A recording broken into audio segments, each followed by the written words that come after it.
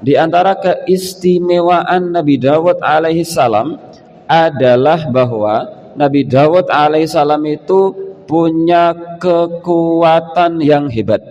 Kekuatan berupa kerajaan yang hebat-hebat. Ini keistimewaan yang pertama.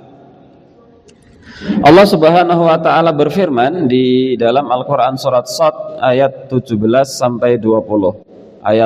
Surat Shad ayat 17 sampai 20. Allah Subhanahu wa taala berfirman mengkisahkan tentang Nabi Dawud alaihi salam. Allah berfirman, "Wadhkur 'abdana Dawuda," dan ingatlah tentang hamba kami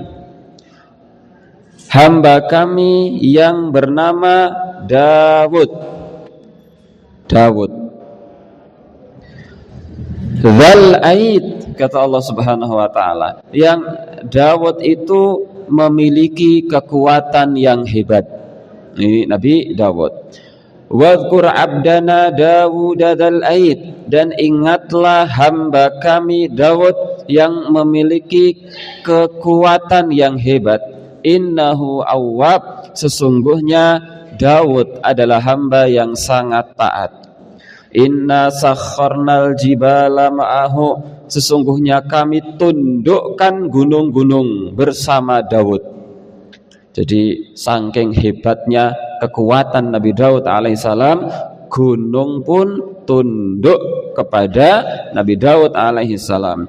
Yusabbihna bil ashiyyi wal isyraq, gunung-gunung itu pun bertasbih kepada Allah siang dan pagi dan petang. Ini bagaimana hebatnya Nabi Dawud alaihissalam sampai kemudian gunung-gunung pun ditundukkan untuk Nabi Dawud alaihissalam. Wat-tayra, dan kami tundukkan pula burung-burung. Mahsyuratan, dalam keadaan berkumpul. Jadi kami tundukkan burung-burung dalam keadaan berkumpul. Kullullahu awwab, masing-masingnya adalah makhluk yang sangat taat kepada Allah Subhanahu wa taala. Wa syaddadna mulkahu, dan kami perkuat kerajaannya.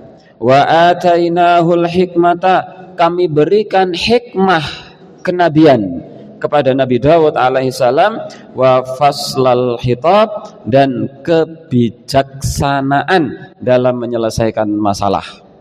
Ini keistimewaan yang dimiliki oleh Nabi Dawud alaihissalam. Nabi Dawud alaihissalam itu adalah orang yang memiliki kekuatan yang hebat. Nabi Dawud alaihissalam itu gunung, burung ditundukkan kepada Nabi Dawud alaihissalam. Nabi Dawud itu adalah orang yang sangat bijaksana dalam menyelesaikan masalah dan sengketa. Itu Nabi Dawud alaihissalam. Assalamualaikum warahmatullahi wabarakatuh. Alhamdulillahi rabbil alamin. Alhamdulillahilladzi hadana lihada wa ma kunna linahtadiya laula an hadanallah. Asyhadu an la ilaha illallah wahdahu la syarika lah, wa asyhadu anna Muhammadan abduhu wa rasuluh.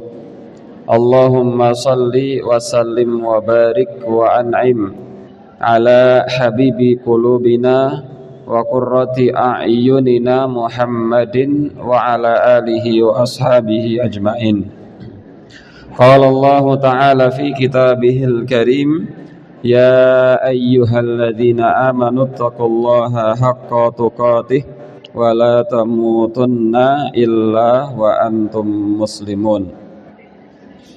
Rabbi shrah li sadri wa yassir li amri wahlul 'uqdatam min lisani yafqahu qawli.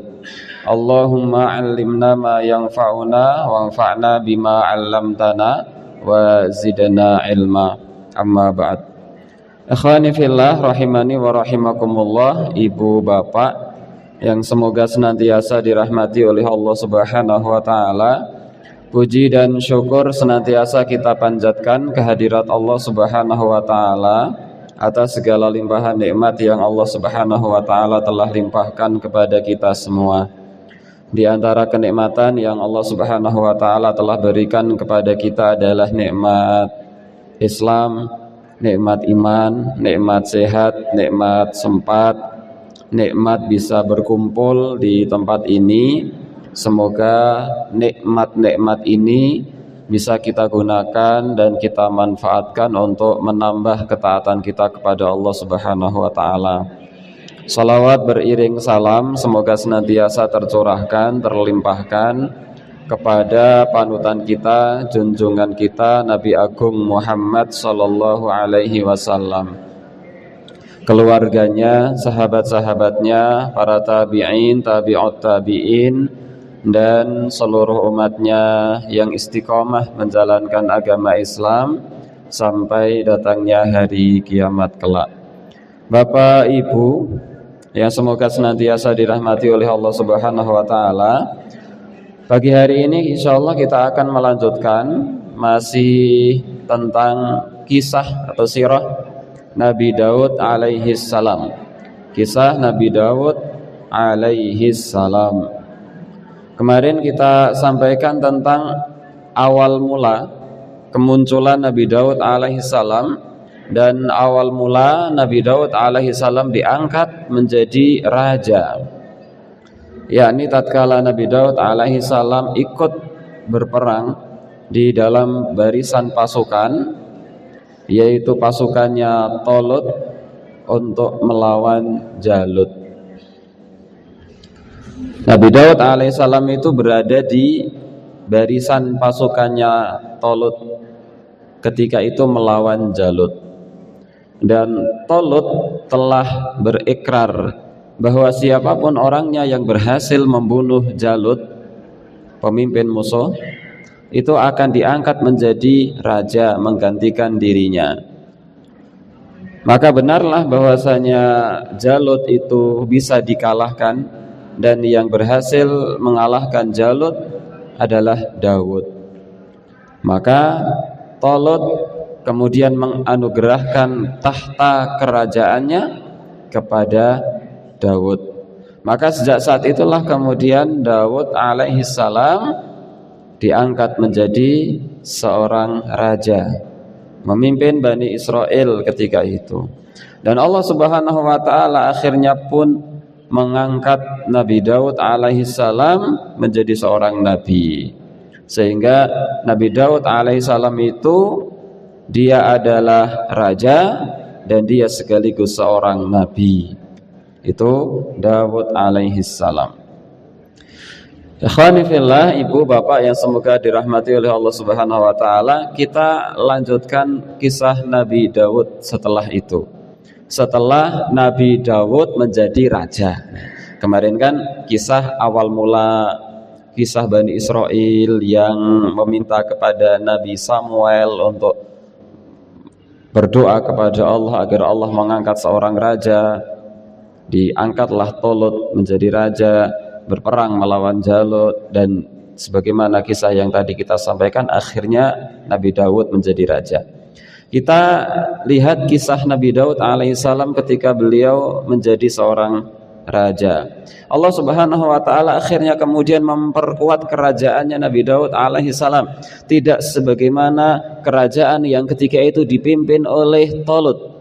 Kerajaan yang ketika itu dipimpin oleh Talut yang ada di Bani Israel, yang ketika itu kalau hari ini kita buka peta, tepatnya di wilayah Palestina, kurang lebih di sekitar Palestina, di Syam, yang hari ini sedang dikuasai oleh orang-orang Israel. Disitulah kerajaan Talut, luar biasa hebatnya. Dan ketika tahta kerajaan itu berpindah kepada Nabi Daud, maka Allah Subhanahu wa taala semakin menguatkan kerajaan Nabi Daud. Allah Subhanahu wa taala semakin perkuat kerajaannya Nabi Daud alaihissalam, apalagi Allah Subhanahu wa taala juga mengangkat Daud menjadi seorang nabi. Bertambahlah kekuatan, baik kekuatan dari sisi duniawi maupun kekuatan dari sisi ruhani kejiwaan. Bapak Ibu yang semoga dirahmati oleh Allah Subhanahu wa taala, setelah Nabi Daud alaihissalam diangkat menjadi raja dan juga sekaligus nabi,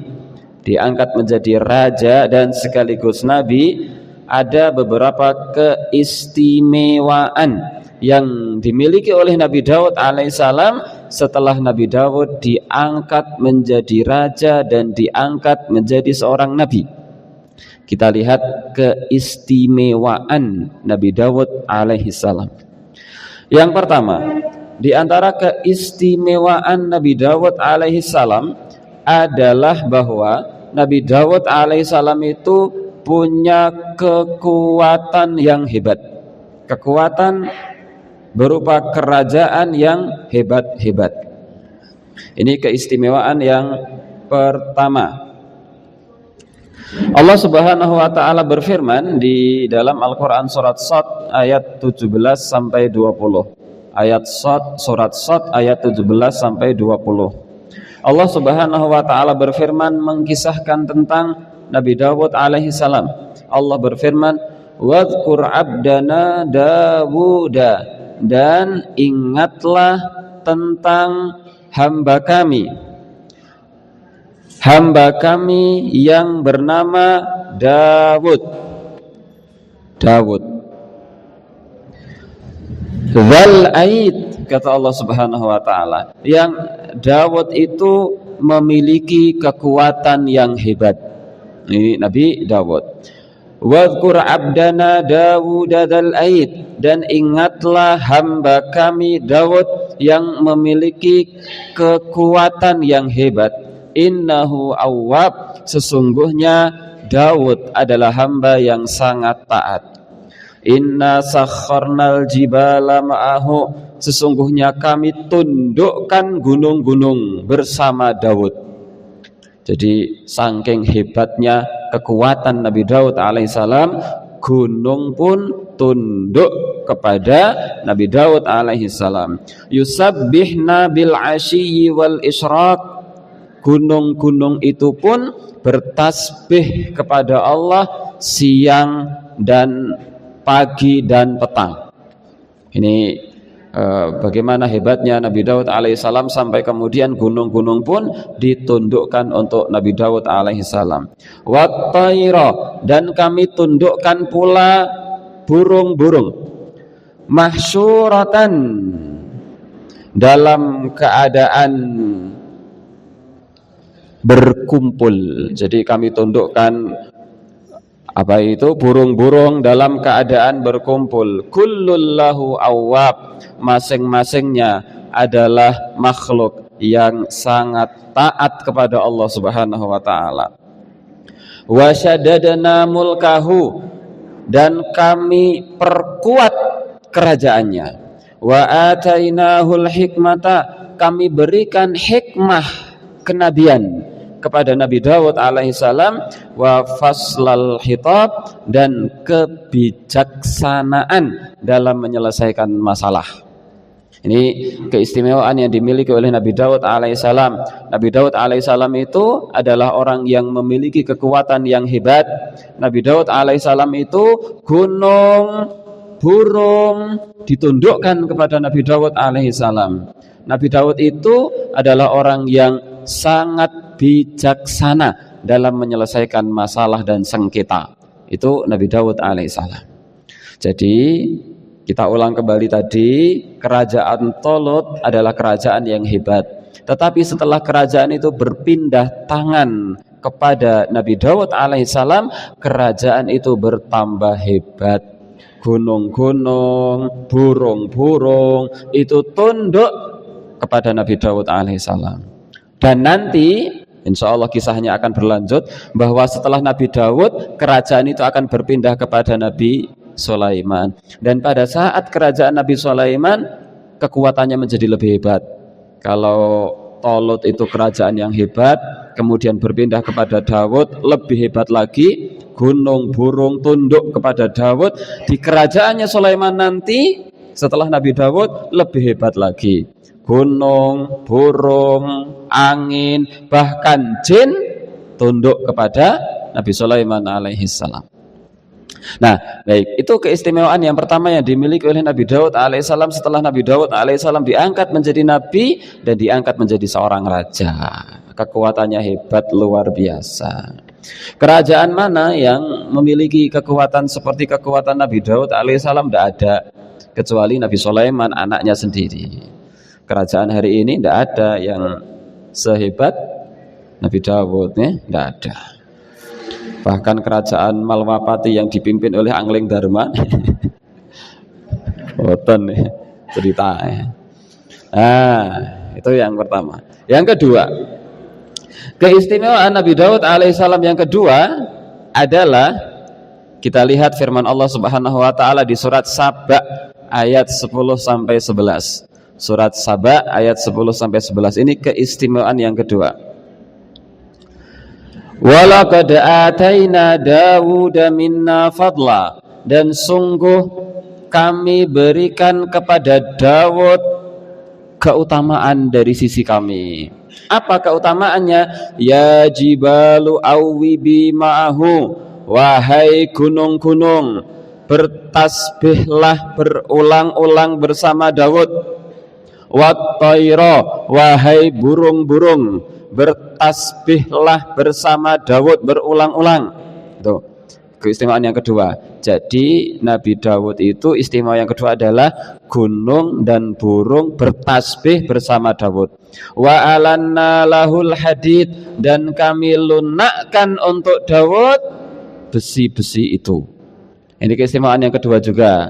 Jadi Nabi Daud itu memiliki keistimewaan bisa melunakkan besi.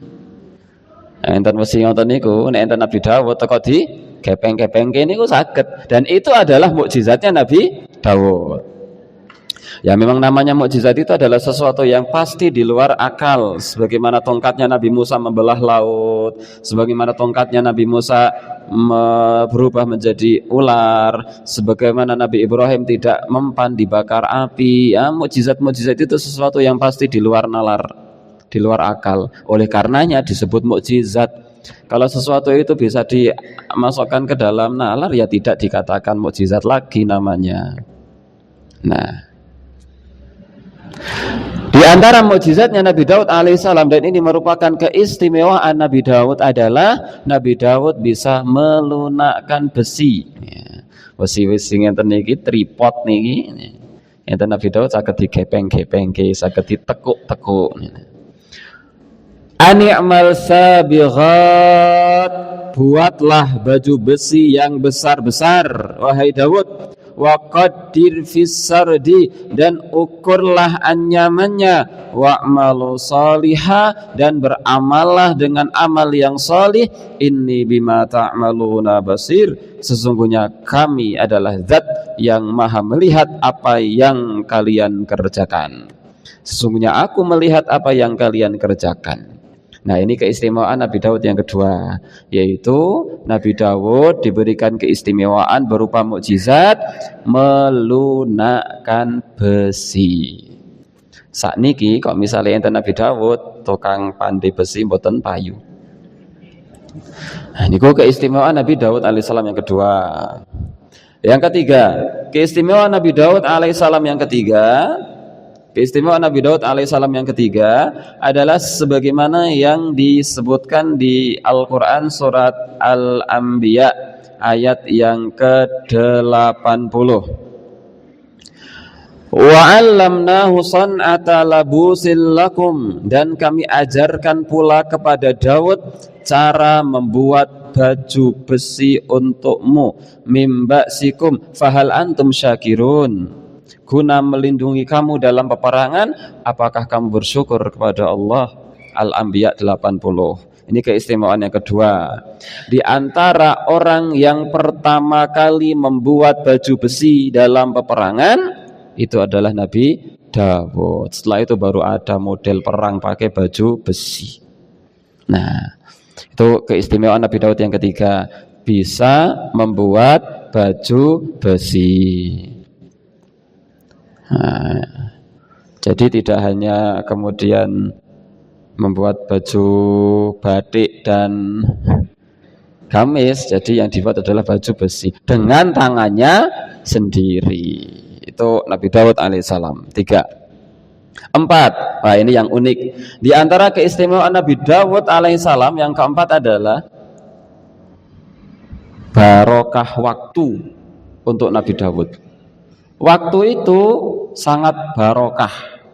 Barokah itu sangat bermanfaat dan sangat istimewa di sisi Nabi Daud. Dari sudut mana barokahnya waktu untuk Nabi Daud?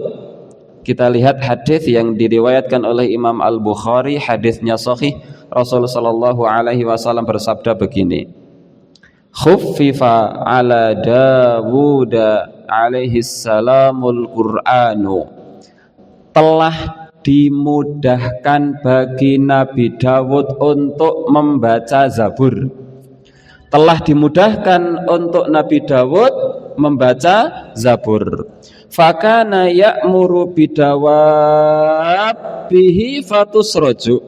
Nabi Daud itu pernah meminta kepada pembantunya untuk memasang pelana kuda. Ini Nabi Daud itu perintah kepada pembantunya, pelana kuda pasang. Pelana kuda niku napa? Sing tempat niku ya, tempat duduk di atas kuda. Bagaimana cara memasang pelana kuda? Pripun carane masang pelana kuda niku pripun carane?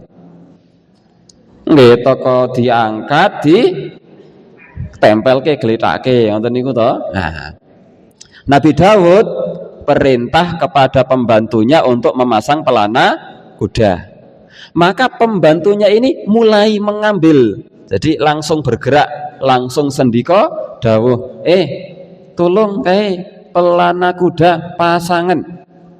Pembantunya bilang, nggih, langsung menyat, mangkat. Nah, langsung mulai memasang pelana kuda. Fayaqra'ul Qur'an, maka Nabi Daud mulai membaca Zabur. Nabi Daud mulai membaca Zabur. Saya ulang. Nabi Daud perintahkan kepada pembantunya untuk memasang pelana kuda. Ketika pembantunya ingin memasang pelana kuda, ketika itu pula Nabi Daud mulai membaca Zabur ayat pertama. Kan? Saged dipun pahami nggih? Qabla antus roja dawabuhu. Dan Nabi Daud selesai membaca Zabur sebelum pelana kudanya selesai terpasang. Masang pelana kuda niku berarti pinten menit? Mboten enten gangsal menit. Dan di waktu sesingkat itu Nabi Daud berhasil menghatamkan kitab Zabur. Bayangke ngatamke Quran enten 5 menit nih. Itu keistimewaan Nabi Daud. Wah, anek ngono berarti Nabi Daud macane Zabur ora karu-karuan. Amin, dolin amin. Mboten. Bukan cepatnya Nabi Daud membaca Zabur, bukan, tetapi waktu bagi Nabi Daud terasa panjang, sementara waktu bagi orang lain terasa biasa saja. Bagi orang lain terasa 5 menit, tapi bagi Nabi Daud waktu itu terasa lama, sehingga Nabi Daud mampu menghatamkan kitab Zabur di waktu yang menurut orang lain singkat. Nah, sagedipun pahami keistimewaan Nabi Daud sing nomor sekawan.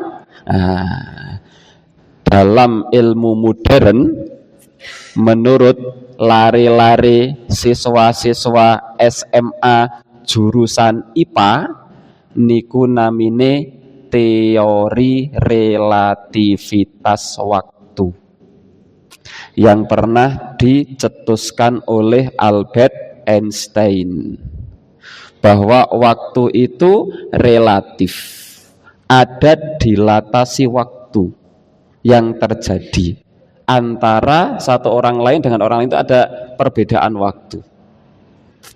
Niku nek teng teori, dan teori itu tidak akan pernah bisa terjadi karena teori itu hanya akan berhasil manakala seseorang bisa bergerak melebihi kecepatan cahaya. atau menyamai kecepatan cahaya. Benda di dunia mana yang bisa bergerak melebihi kecepatan cahaya? Benda yang paling cepat pergerakannya itu adalah kecepatan cahaya. Maka itu hanya teori. Tapi seandainya terjadi, bisa. Seandainya terjadi, tapi kan itu enggak terjadi. Dan ternyata itu pernah terjadi pada Nabi Dawud alaihi salam. Jadi memang waktu itu relatif. Bagi orang lain kayan-kayane tok 5 menit, tapi bagi Nabi Dawud terasa panjang sehingga bisa melaksanakan agenda kegiatan yang sangat banyak. Itu namanya barokah waktu. Dan hari ini juga masih ada model seperti itu antara A sama B. Yang A sama B waktunya sama-sama 24 jam. Pekerjaannya sama, umurnya sama, tempat tinggalnya sama. Tapi yang A mampu melakukan banyak kegiatan aktivitas kebaikan, sementara B hanya itu-itu saja. Wong kadang wekdale sami enten ingkang saged ngatamke Quran sesasi ping 3, ning enten ingkang ngatamke Quran 3 tahun pisan. Enten mawon, waktunya sama, umurnya sama, tetapi barokah waktu itu beda-beda. Nah, Allah Subhanahu wa taala menjadikan waktu untuk Nabi Daud itu waktu yang amat sangat barokah sekali. Maka di antara keutamaan Nabi Daud alaihissalam adalah Nabi Daud mampu tadarus Zabur nggih, mboten tadarus Quran. Pancen zaman biyen dereng enten Quran. Nabi Daud itu tadarus kitab Zabur hanya dalam waktu sesingkat orang memasang pelana kuda. Nah, itu keistimewaan Nabi Daud alaihissalam setelah akhirnya beliau diangkat menjadi seorang nabi dan juga seorang raja. Ikhwani fillah, ibu bapak yang semoga dirahmati oleh Allah Subhanahu wa taala, tidak disebutkan dalam sejarah bagaimana persis perjalanan hidup Nabi Daud, kecilnya, dewasanya, tuanya, bagaimana runtutan persis kisahnya tidak disebutkan dalam sejarah. Hanya sejarah mencatat beberapa cuplikan-cuplikan kisah yang pernah terjadi di zaman Nabi Daud alaihissalam. Contoh, kisah-kisah yang pernah terjadi di zaman Nabi Daud alaihissalam pada Nabi Daud alaihissalam, yaitu sebagaimana kisah yang Allah Subhanahu wa taala firmankan di Al-Qur'an surat Shad ayat 21 sampai 26. Mangke Bapak Ibu menawi sampun dumugi griya saged dipun bikak malih Qur'ane wonten surat Shad ayat 21 sampai 26. Allah Subhanahu wa taala mengisahkan tentang Nabi Daud yang ketika itu Nabi Daud ada di dalam istananya, tiba-tiba ada 2 orang memanjat pagar kemudian meminta keadilan dari Nabi Daud alaihi salam. 2 orang ini berselisih. Yang satu orang tiba-tiba mengatakan kepada Nabi Daud alaihissalam setelah keduanya ada di hadapan Nabi Daud alaihissalam, satu orang tiba-tiba kemudian mengatakan, "Wahai Daud, wahai Paduka Raja, wahai Nabi Allah, tolong selesaikan pertikaian antara kami. Saya punya 1 kambing dan kawan saya punya 99 kambing. Lalu kawan saya yang punya 99 kambing ini meminta 1 kambing dari saya. Dia melakukan perbuatan kezaliman." Langsung Nabi Daud alaihissalam menetapkan putusan bahwa kambing yang 1 itu jangan diberikan kepada temennya yang sudah punya 99 kambing. Wong kok serakah temen. Nah, ikhwani fillah, putusan dari Nabi Daud alaihissalam ini langsung ditegur oleh Allah Subhanahu wa taala. Kenapa? Karena di antara kekeliruan Nabi Daud alaihissalam adalah tidak mendengarkan terlebih dahulu alasan dari orang yang kedua yang punya 99 orang, 99 kambing itu. Mati listrik. Mugi-mugi suarane dumugi wingking. Mati listrik. Nah, suarane kula dugi wingking napa mboten? Nggih. Nggih. Mati listrik nggih, mati listrik. Mati listrik. Nah, dumugi pundi wau? 99.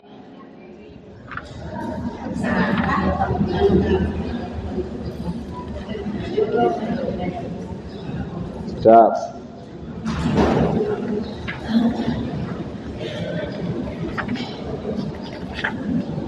Yo ingkang wingking ngira mboten? Nek mboten kula tak mriku nyuwun izin. Nggih? Nggih.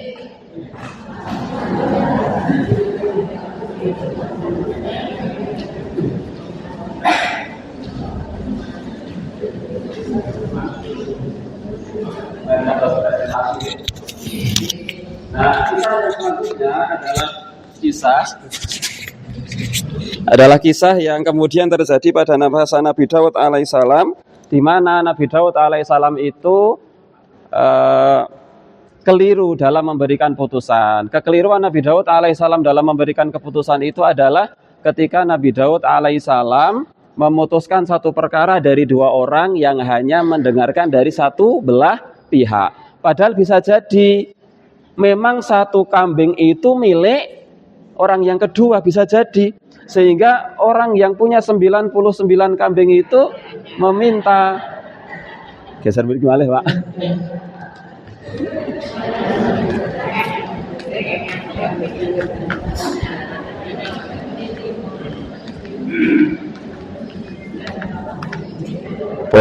Pun kadung ngadeg kula, Bu. Nah, alhamdulillah, maka kita sadari bahwasanya listrik itu nikmat. Nah, bayangkan nek mboten enten listrik, kula lak gero-gero terus mangke dumugi jam 09.00. Nah, itu keistimewaan apa kisah yang terjadi pada masa Nabi Daud yang pertama. Dan Allah Subhanahu wa taala langsung tegur Nabi Daud. Bapak Ibu yang semoga dirahmati oleh Allah Subhanahu wa taala, ini juga dalil yang menunjukkan bahwasanya para nabi itu maksum. Dalam artian Nabi itu terpelihara dari kekeliruan. Bukan sama sekali tidak pernah melakukan kekeliruan, bukan. Tapi terpelihara dari kekeliruan. Andai Nabi itu melakukan satu kekeliruan, langsung ditegur oleh Allah Subhanahu wa taala. Ini dalil. Dan itu sebagaimana yang pernah terjadi pada masa Nabi Muhammad SAW, ketika Nabi Muhammad SAW juga pernah keliru dalam berbuat. Bukan kemudian tak pernah sekalipun keliru, tapi andai akan keliru langsung ditegur oleh Allah Subhanahu wa taala. Di antara kisah yang sangat terkenal yang pernah terjadi pada masa Nabi Muhammad SAW adalah ketika Nabi Muhammad SAW didatangi oleh Abdullah ibnu Ummi Maktum yang ia adalah seorang yang buta. Kemudian Nabi Muhammad SAW tidak tersenyum, karena memang senyum atau tidak pun tamunya tidak melihat. Nabi tidak tersenyum, Nabi berwajah masam biasa-biasa saja, tidak sumringah sebagaimana biasa. Maka Allah Subhanahu wa taala langsung turunkan ayat abasa wa tawalla an ja'ahul a'ma. Dia Muhammad bermuka masam ketika datang kepadanya seorang yang buta. Allah langsung tegur. Di antara contoh yang lain adalah ketika Nabi Muhammad SAW ditanya oleh orang-orang Yahudi, dan salah satu pertanyaannya adalah, "Ya Muhammad, beritahu saya tentang bagaimana kisah Ashabul Kahfi." Salah satu pertanyaannya. Kata Nabi Muhammad SAW, "Baik, akan saya ceritakan besok." Kenapa kok Nabi Muhammad ingin menceritakan besok? Karena hari itu Nabi Muhammad belum tahu. Nabi Muhammad menunggu wahyu datang dari Allah. Hari besok wahyu belum turun. Orang-orang Yahudi sudah datang untuk menagih janji. "Ya Muhammad, mana kisah Ashabul Kahfi?" Wahyu belum turun. Akan saya ceritakan besok. Besoknya didatangi lagi oleh orang Yahudi, "Mana cerita Ashabul Kahfi?" Wahyu belum turun. Wahyu turun malah berupa teguran untuk Nabi. Apa firman Allah Subhanahu wa taala? "Wala taqulanna li syai'in inni fa'ilun dzalika ghada illa ayyasha Allah." Jangan sekali-kali kamu mengatakan tak lakoni sesuk kecuali sambil mengatakan insya Allah. Itu teguran dari Allah Subhanahu wa taala kepada para nabi. Maka nabi itu bukan berarti tidak pernah melakukan kekeliruan, tapi andai akan melakukan kekeliruan langsung ditegur oleh Allah Subhanahu wa taala sebagai bentuk penjagaan dari Allah Subhanahu wa taala atas kekeliruan yang akan dilakukan oleh para nabi. Maka Nabi Daud alaihissalam itu pernah keliru dalam memutuskan suatu hukum. Kemudian Allah Subhanahu wa taala langsung tegur Nabi Daud atas kekeliruan yang pernah dilakukan oleh Nabi Daud alaihissalam. Satu. Kisah yang kedua. Kisah yang kedua adalah kisah yang pernah terjadi di masa Nabi Daud alaihissalam, di mana ada dua orang lagi yang datang kepada Nabi Daud sebagai seorang nabi dan raja. Tetapi ketika itu Nabi Daud sudah punya anak yang bernama Sulaiman. Yang Sulaiman itu putra raja napa namanya? Putra mahkota. Apa pangeran? Putra mahkota. Pokoknya ini nggih menjadi putra raja, sang putra mahkota. Maka dua orang ini datang kepada Nabi Daud alaihissalam. Apa kasusnya? Orang pertama punya kebun. Orang kedua punya kambing, beberapa banyak. Kambing itu digembalakan, mingkrik-mingkrik ting tegalane piantun sing nomor setunggal. Suwe-suwe dangu-dangu mendo-mendone niku mlebet, terus mlebet, akhire ting jero sedanten. Njur ngrusak tegalane niku. Tegalane niku dirusak kalian mendo-mendone ingkang dipun gadahi kalian piantun nomor kalih kalau mau. Maka bagaimana ini? Akhirnya dua orang ini sepakat untuk menghadap kepada Nabi Daud meminta keadilan. Nabi Daud alaihissalam kemudian memberikan keputusan. Setelah ditanya kepada A, setelah bertanya kepada A, setelah Nabi Daud bertanya kepada si B, ternyata kerugian yang dialami oleh si A yang punya kebun itu adalah setara dengan seluruh kambing yang dimiliki oleh si B. Taksiran kerugian itu nilainya sama dengan harga seluruh kambing yang dimiliki oleh B. Maka menawi panjenengan dados Nabi Daud, dados hakim ketika itu, pripun keputusane kinten-kinten? Pripun? Mendone sedayane dipun paringke wonten kagem piyantun ingkang nomor setunggal kala wau. Ngoten nggih? Panjenengan kados cocok dadi nabi. sama dengan keputusan yang diputuskan oleh Nabi Dawud. Maka Nabi Dawud alaihissalam kemudian memutuskan kambing-kambingnya seluruhnya diberikan kepada A sebagai ganti rugi atas kerugian yang telah dialami oleh si A. Dua orang itu khususnya si B rodo-rodo, aduh priye rodo-rodo mboten mengelak, kurang marem.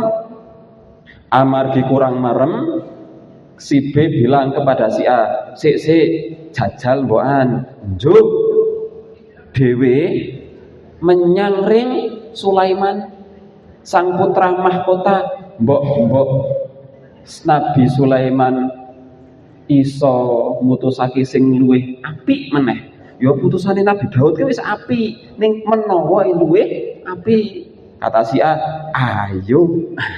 Karena memang A ini yang terrugikan toh, pokoknya yang penting adil, ayo. Maka A dan B datang kepada Nabi Sulaiman. Yang ketiga itu juga sudah menjadi nabi, tapi belum menjadi raja. Memang raja ini tasih Nabi Dawud. Wahai Sulaiman, Nabi Allah, tolong adili kami. Bagaimana? Lalu kemudian mereka menceritakan kisahnya.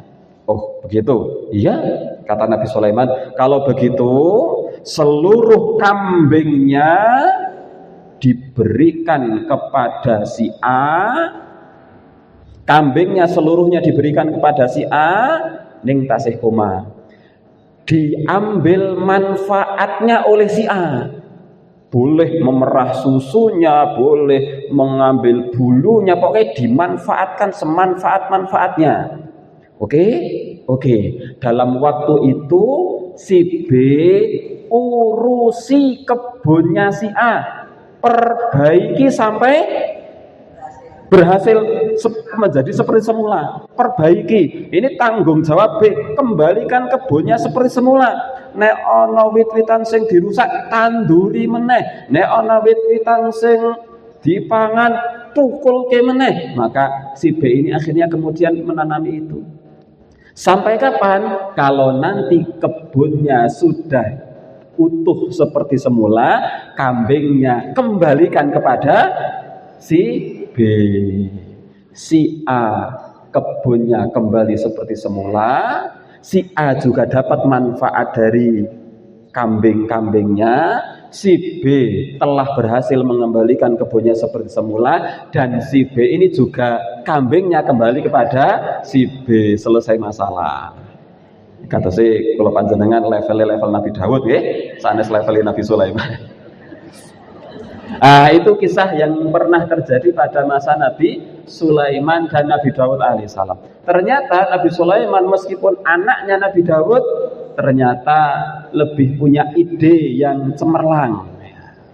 2. 3. Kisah yang pernah terjadi pada masa Nabi Dawud alaihissalam, kalau kisah ini agaknya sudah cukup terkenal, yaitu kisah ketika ada dua wanita yang masing-masing membawa bayi yang kecil di gendongannya, kemudian kedua-dua bayinya diletakkan di atas tempat, kemudian dua ibu ini sedang ada keperluan, tiba-tiba ada serigala datang memangsa satu bayi.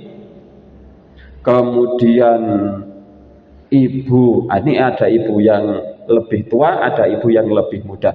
Ibu yang lebih tua ini kemudian langsung mengambil anak satu ini, padahal dia tahu bahwa anak ini adalah anaknya si ibu muda, anaknya dialah yang dimakan. Dan ibu muda ini juga tahu bahwasanya anak yang selamat ini adalah anaknya, yang dimakan serigala adalah anak dari ibu yang lebih tua. Maka ibu yang lebih tua mengatakan, ini anak saya. Yang lebih muda, gon anakku, iku anakku, ora, gon aku. Akhirnya keduanya, ibu muda bilang, sudah kita datang kepada Nabi Dawud. Keduanya datang kepada Nabi Dawud mengadukan masalahnya.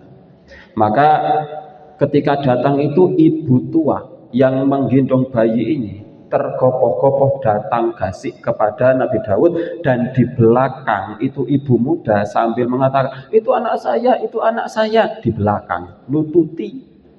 Maka setelah didudukkan berdua, diceritakan masalahnya, Nabi Daud memutuskan berdasarkan ketetapan zahir. Apa? Bahwasanya anak ini saya putuskan milik ibu tua. Kenapa? Hukum asal dalam sebuah perkara masalah bahwa anak itu milik orang ibu yang menggendongnya. Contohnya ngeten. Ada sepeda motor, dua orang ngaku-ngaku, nggon aku. Sing B bilang, nggon aku. Yang A bisa menunjukkan BPKB dan STNK. Yang B tidak bisa menunjukkan. Berarti kinten-kinten gen sinten? Sing A wong bisa menunjukkan BPKB, begitu toh? Maka sama, Nabi Daud itu memutuskan secara dohir, ini yang milik si ibu tua, karena ibu tua lah yang menggendong, ada di dalam dirinya. Aneh, sebagaimana tadi, anek BPKB ini pancen dicolong saka sing B. Tetapi bahwa secara dohir BPKB ada di yang A, maka milik si A. Nah, maka setelah diputuskan si B, kosek ring Nabi Sulaiman sik. Kata si A, oke, ayo ring Nabi Sulaiman. Mikirnya si A, si ibu yang tua, Allah paling keputusannya ya podo, gitu kan.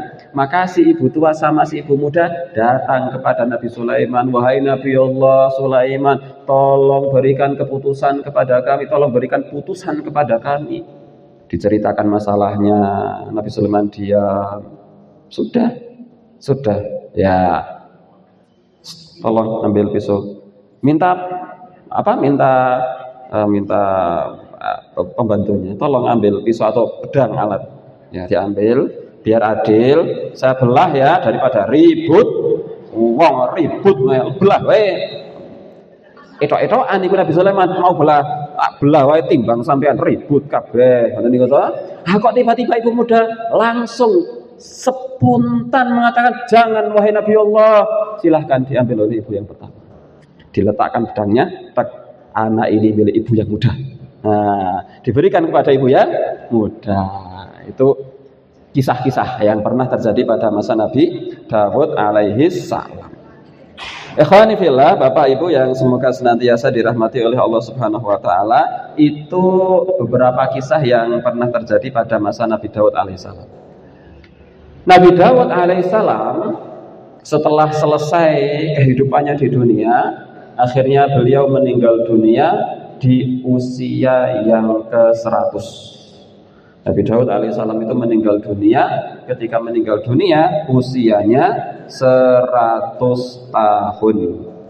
Dari mana kita tahu bahwasanya usia Nabi Daud alaihissalam itu 100 tahun? Adalah berdasarkan hadis Nabi Muhammad sallallahu alaihi wasallam, di mana Rasul sallallahu alaihi wasallam pernah bersabda dalam hadis yang diriwayatkan oleh Imam At-Tirmidzi. Kata Rasul sallallahu alaihi wasallam, lamma khalaqallahu Adam, ketika Allah Subhanahu wa taala menciptakan Nabi Adam, masaha dhahrahu, Allah Subhanahu wa taala mengusap punggungnya Nabi Adam, fasaqata min dhahrihi kullu nasamatin huwa khaliquha min dzurriyyatihi ila yaumil qiyamah. Maka berguguranlah calon-calon manusia yang kelak akan hidup di dunia.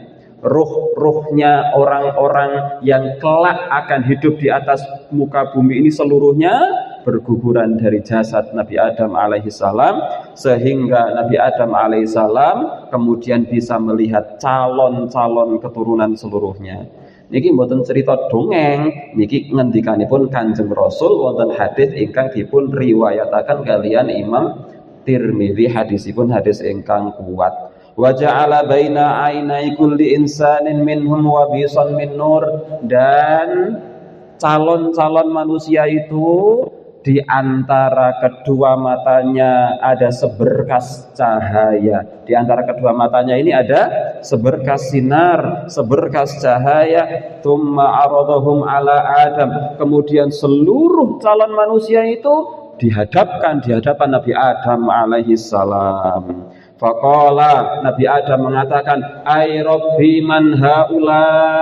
Wahai Allah, mereka itu siapa? Kata Allah Subhanahu wa taala, "Haula'i dzurriyyatuka." Mereka semua adalah calon-calon keturunan kamu. Fara'a rajulan minhum, maka Nabi Adam melihat di antara seluruh calon keturunan itu ada satu yang menakjubkan bagi Nabi Adam seberkas sinarnya.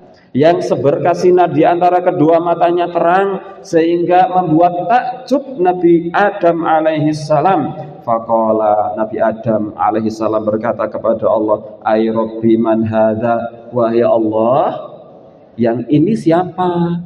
Satu itu siapa? Kok cahayanya terang sekali di antara kedua matanya? Faqala, Allah menjawab, "Hadza rajulun min akhiril umami min dzurriyyatika yuqalu lahu Dawud." Itu adalah salah satu calon keturunanmu hidup di akhir nanti, ia bernama Dawud, Nabi Dawud. Nabi Adam langsung bertanya, "Rabbi kam ja'alta umrohu?" Wahai Allah, Engkau jadikan umurnya Dawud berapa tahun hidup di dunia? Engkau jadikan Dawud di dunia hidup umurnya berapa tahun? Allah berfirman, "Sittina sanah," 60 tahun. Jatah umurnya pinten? 60 tahun. Allah berfirman, Nabi Adam berkata, "Ai Rabbi, wahai Rabbku, zidhu min umri arba'ina sanah." Wahai Allah, tambahkan umurnya 40, diambil dari umurku. Jadi Nabi Adam mensodakohkan jatah umurnya. Diberikan kepada siapa? Dawud. Berapa yang diberikan? 40 tahun. Tadinya 60. Ketambahan 40, tatus pinten 100. Itulah yang kemudian dijadikan pijakan oleh para ulama untuk menjelaskan bahwasanya umur Dawud itu 100 tahun. Falamma qudiya umru Adam, Rasul menjelaskan, tatkala umur Nabi Adam selesai, tatkala umur Nabi Adam habis, ja'ahu malakul maut, malaikat maut datang kepada Nabi Adam. Faqala, Nabi Adam mengatakan, "Awalam yabqa min umri arba'una sanah." Wahai malaikat maut, kenapa datang sekarang? Bukankah umur saya masih 40 tahun lagi? Kok datang sekarang? Qala, malaikat maut mengatakan, "Awalam tu'tihabnaka Dawud." Loh, bukankah 40 tahun umurmu sudah kamu berikan kepada Nabi Dawud? Iya, datangnya sekarang, bukan 40 tahun lagi. Wong 40-nya sudah diberikan kepada Dawud. Fajahada Adam, Nabi Adam membantah. Fajahada dzurriyyatuhu, maka anak keturunannya suka bantah. Wa nusya Adam, Adam lupa. Supe, Pak. Nek umure niku riyen sampun dipun paringke teng Nabi Daud kawan dosa tahun. Nabi Adam supe. Fanusiyat dzurriyyatuhu, maka anak keturunannya suka lupa. Asring supe, Bu. Materine Rabu wingi napa? Lali, Mas. Ini kepancen menungso nih. Wajar. Maka anak keturunannya suka lupa. Wa khati'a Adam bersalah. Wa fa khati'at dzurriyyatuhu, maka anak keturunannya juga suka bersalah. Nah, ini dalam hadis ini ada penjelasan dari Rasul Shallallahu Alaihi Wasallam bahwasanya umur Nabi Dawud 100 tahun. Kemudian meninggalnya Nabi Daud alaihissalam, Rasul sallallahu alaihi wasallam bersabda dalam hadis yang diriwayatkan oleh Imam Ahmad, "Kana Dawudun nabiyyu fihi ghairah syadidah." Nabi Dawud itu adalah nabi yang sangat pencemburu. Nabi Dawud itu nabi yang sangat pencemburu, cemburu kepada istri-istrinya, pokoknya garwane niku ora oleh didelok karo wong liya. Sangat pencemburu. Wa kana idza kharaja ughliqatil abwab, tatkala Daud keluar dari istana, seluruh pintu istana tutup. Falam yadkhul ala ahli ahadun hatta yarji'a. Tidak ada yang boleh masuk sebelum Nabi Daud pulang. Kalau Nabi Daud pulang baru boleh masuk, istrinya mungkin menemui tamu. Yang penting ada Nabi Daud, kalau nggak ada ora oleh pokoknya. Nang omah tutup kabeh. Di luar ada pengawal-pengawalnya, di luar ada pengawal raja. Ini permaisuri. Qala Rasul bersabda, fa kharaja dzata yaumin, suatu ketika Nabi Daud keluar istana, wa ughliqat ad-dar, pintu-pintu istana ditutup. Fa aqbalat imra'atuhu tattali'u ila dar, ketika itu istrinya berjalan-jalan di istana di dalam yang sudah tertutup itu, lah kok fa idza rajulun qaimun wasatad dar, ada seorang laki-laki berdiri di tengah-tengah ruangan. Kaget, Pak. Faqalat liman fil bait, kemudian istrinya Nabi Daud kemudian membuka pintunya dan bertanya-tanya kepada pengawal-pengawalnya, min aina dakhala hadzal rajulu dara, itu ada orang di dalam ruangan, sapa sing ngijini mlebu kok iso mlebu piye carane? Wadaru mughlaqah, lawang padahal istananya tertutup. Wallahi demi Allah, la tuftadahan Nabi Daud, nanti suami saya Daud tahu. Anek Nabi Daud tahu, ciloko. Arek domyang tenteang. Faja'a Dawud, betulan Nabi Dawud pulang. Fa idzar rajulu qaimun wasatad dar, ternyata orang laki-laki itu masih berdiri di tengah ruangan. Faqala lahu Dawud, Nabi Dawud mengatakan, man anta, sapa kowe? Nang kene. Boten kaget to? Sapa? Ini raja nih, Pak Bu. Rajane sing paling hebat wekdal menika, kok enten sing wani-wani mlebu teng ruangane raja. Napa niku namine? Kedaton boten kedah kula nggih namine. Wis pokoke niku panjenengan ingkang langkung pirsa. Sapa kowe? Man anta? Sapa kowe? Ya, raja niku. Qala, dengan santainya laki-laki itu menjawab, analladzi la ahabul muluk, aku adalah orang yang tak pernah sedikit pun takut kepada para raja. Wala yamtani'u minnil hujjab, dan aku adalah orang yang tak pernah bisa dilawan oleh para penjaga. Faqala Dawud, Nabi Daud kemudian berkata, kata Nabi Daud alaihissalam, anta wallahi, demi Allah, idzan, kalau begitu kamu malakul maut, kamu adalah malaikat maut. Marhaban bi amrillah, selamat datang untuk menjalankan perintah Allah. Kalau begitu kamu adalah malaikat maut.